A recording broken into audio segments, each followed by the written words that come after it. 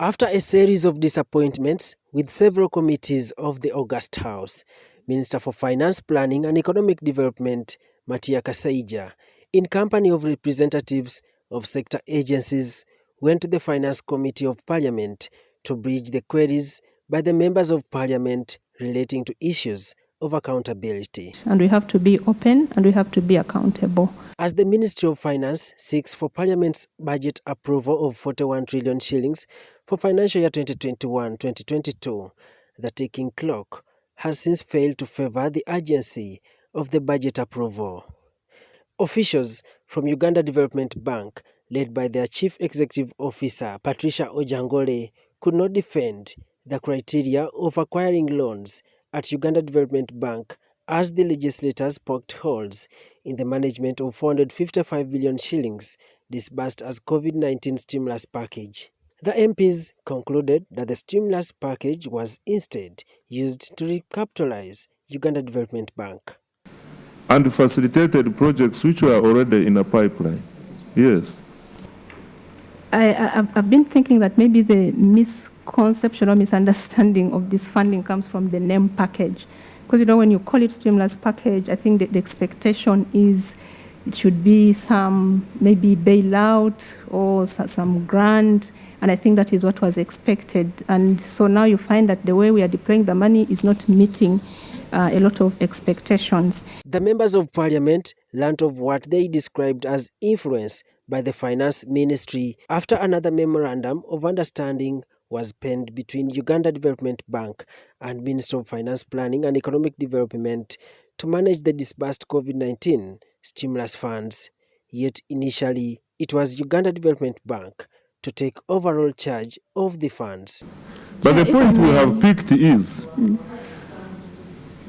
in special circumstances, for one reason or the other, someone may benefit from a UDB loan. Patricia Ojangole, the UDBL CEO, has also refuted media reports that construction of Akamwesi complex along Gayaza Road is part of a borrowing from the COVID-19 recovery budget. Ms. Patricia, however, did not deny having business with the owner of Akamwesi Mall. Like I said, we motivated for this project as a social infrastructure project in terms of improving the status or economics status of people that live that side. And in addition to that, the project... Improve their status how? Is it a charity? No. You just don't go there as a UDB and without the government of Uganda and borrow the money. It is the government of Uganda that has set you up to do that and says you can also borrow and do business. So funding Akamwezi, if it was without the criteria, it was wrong. The disappointment at the committee meeting was fueled further after Post-Bank officials informed the members of Parliament that they secured part of the COVID-19 recovery funds share in form of loan from Uganda Development Bank at an interest rate of 10% and lending to their clients at 20%. This further irked the legislators after Minister Matia Kasaija denied information of the vice. I think to me, that is the issue. Why can't, and UDB is just lending to Post-Bank government money. maybe let me ask, since the chief is here, why? I don't know why.